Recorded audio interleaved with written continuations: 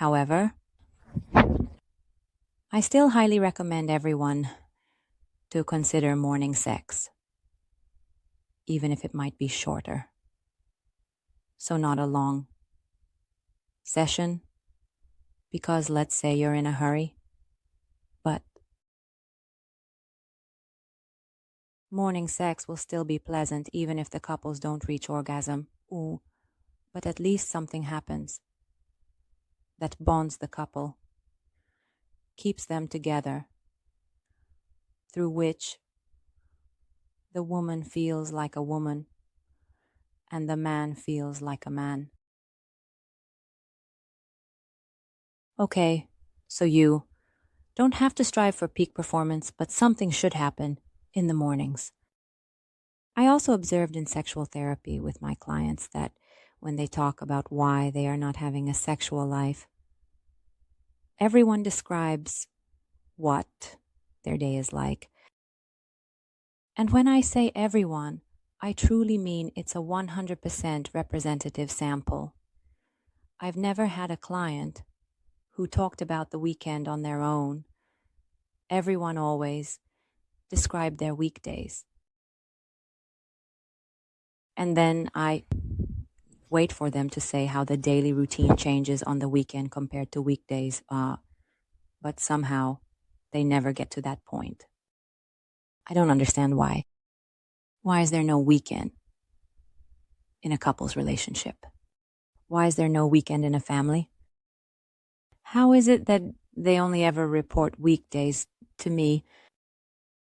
This question should actually be answered by you who are listening to this. Because every single time I had to ask, okay, I understand that there's a rush in the morning. The child has to be taken to school. You get home at 6 p.m. One is tired, the other is still working on house chores, and then dinner, bathing, and by the time everyone is in bed, you're exhausted. But what about the weekend? And then there's usually a little pause, so they are surprised by the question, I've noticed, but really, the weekend is not in people's minds. It's also fine with me. If a couple has a sexual life on the weekend, so from the perspective of sexual therapy, that's also very good, meaning it's not necessary to squeeze it into weekdays, as it really seems quite stressful, especially when there are small children who can't be put anywhere. And it's not easy to manage morning or evening lovemaking with them around. But somehow, let's remember that there's the weekend when the situation is a bit different. For example, with small children, there's usually this afternoon quiet time, which they are already accustomed to from kindergarten. Okay, not every child likes it, but most of them learn to get used to it after a while, and then this afternoon quiet time can be calmly introduced into being together at home as well. And then during the quiet rest, the couple can even make love. So I just suddenly gave an example of when they tell me that they don't make love. Because there's no time, no place, no circumstances, even because of the children. Children are often mentioned as a reason. Then I can suggest things like this. Because it's obviously not that easy. If I say, stay awake, even after the children have fallen asleep. Of course, I could say this. I've never said it to anyone. But I could even say that. Once upon a time, you were young too. And you used to go partying. And you went out at night. Most parties don't even start until 11 p.m. So let's say around 11:30 or midnight, the party actually begins and you had to stay awake until then. Were you able to manage that? Then manage it at home too, because think about being young again. And in order to do something, you have to stay awake.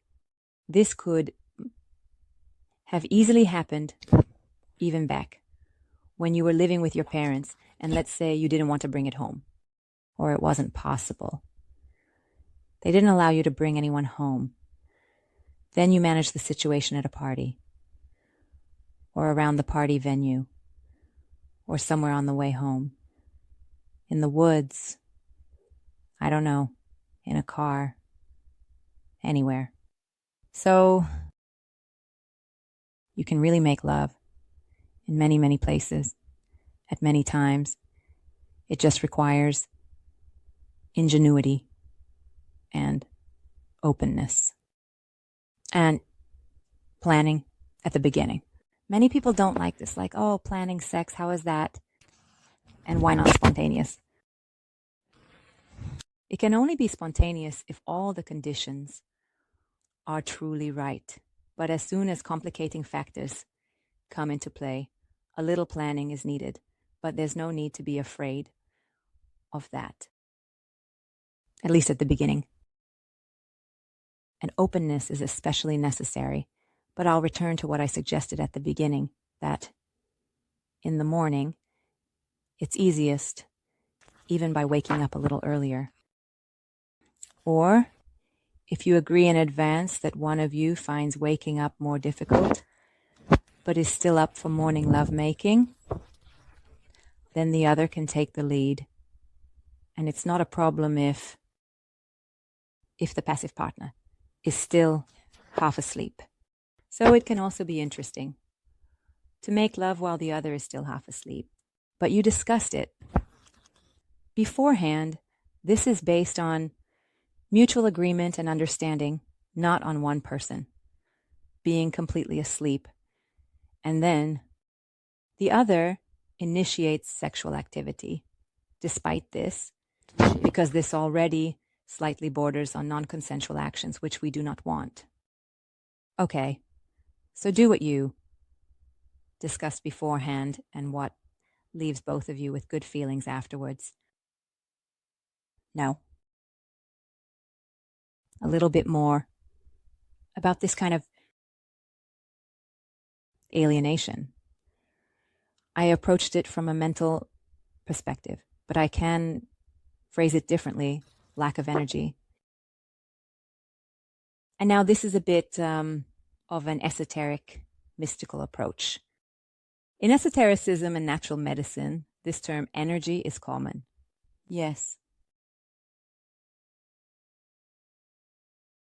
There are certain colors that help a person recharge with energy, and there are others that calm them down too much. Well, homes are typically designed in such a way that the bedroom has calming colors, where we spend the day, like the living room or lounge, should be more vibrant. If you've been noticing for a while that nothing much is happening in the bedroom, where, let's say, the walls are green, light blue, or have no color at all, then it might be worth trying something in the orange, yellow, or even, for example, a bit of color in the living area to spice things up, perhaps to the overall ambience of the room. It should also help. It helps if the bed is not, according to Feng Shui, at least red or pink in color. It can help if you sit on pillows of such colors. But if you sit on pillows not of such colors. But these are really more esoteric solutions. and they are not appealing to everyone, nor are they believable for many people. So let's continue a bit further on this topic, which is definitely worth considering quite seriously, is to make some changes in the diet and include spices and foods that enhance sexual desire. And it's also worth introducing something in the area of physical exercise that generates sexual desire. It's not hard to figure out. You need to move the lower body one way or another. So I'm primarily thinking of movements that don't even require you to leave home, which activates this area, involving the sexual apparatus, namely the pelvis, buttocks, the area around the penis, and the area around the vulva. Okay, so squats, leg swings, and so on, these help to fill this area with blood.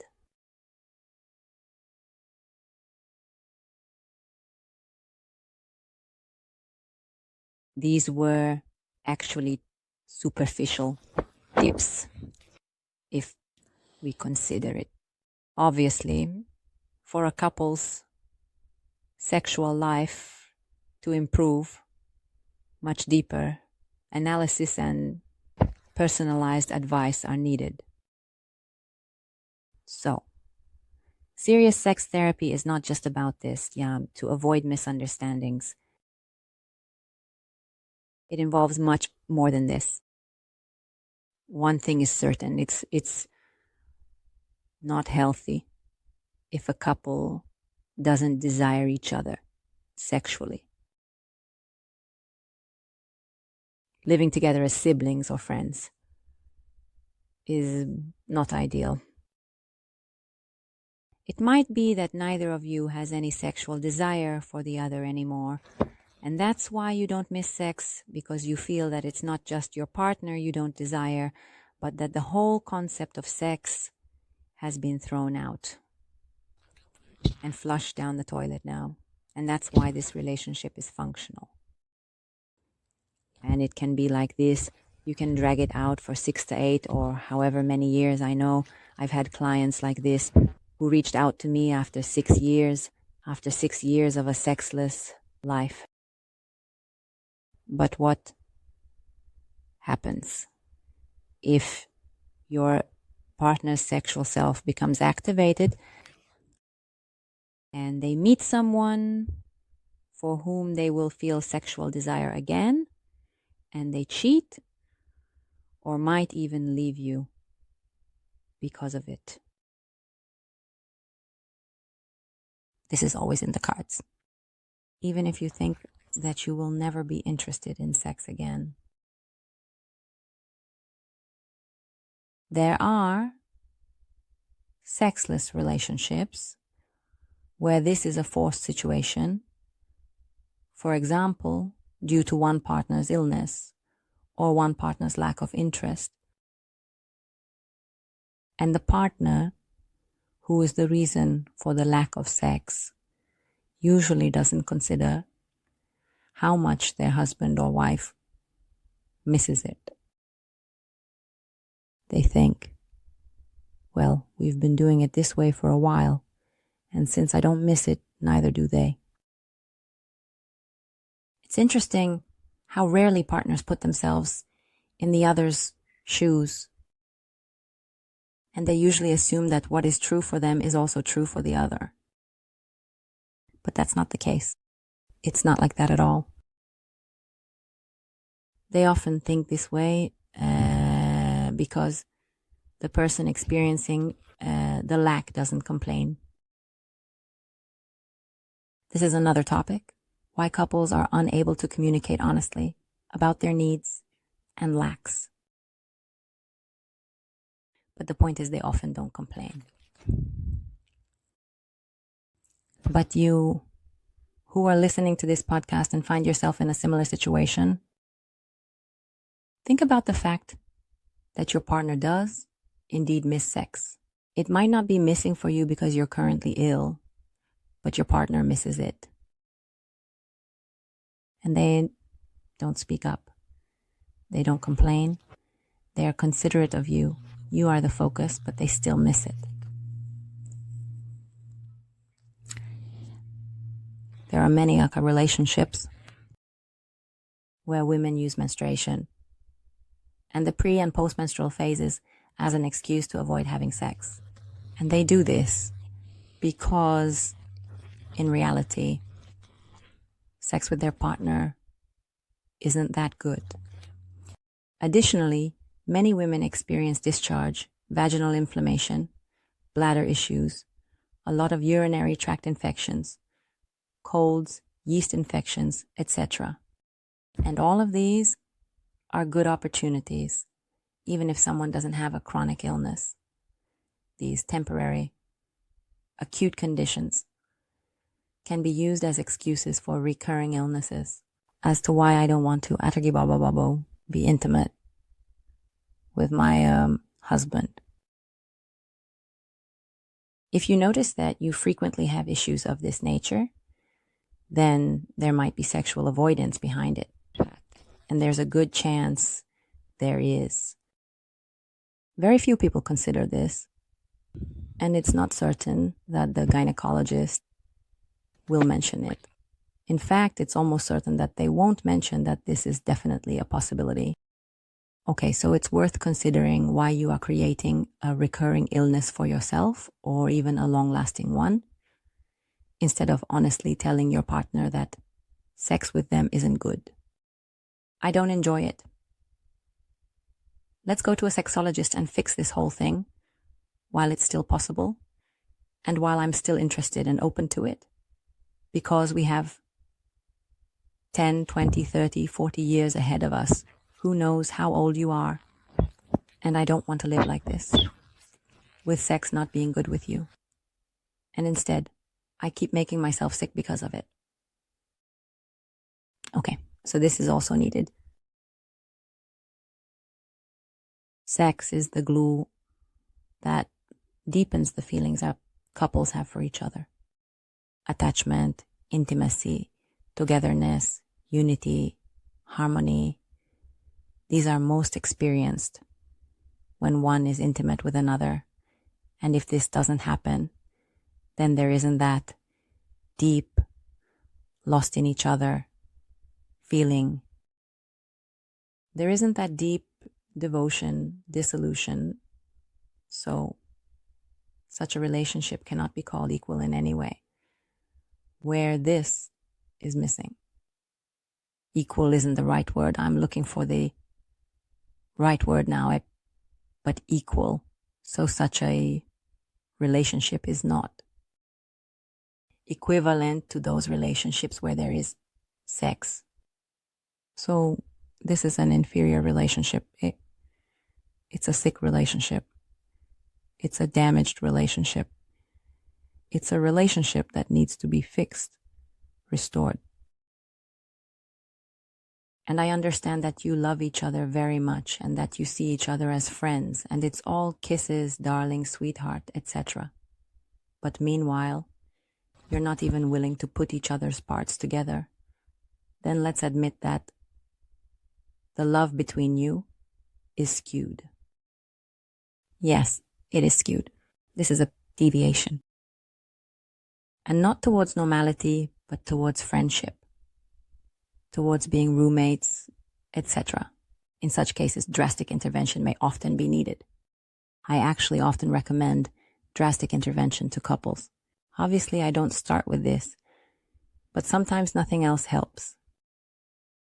Only something that eliminates this feeling of my friend, my spouse.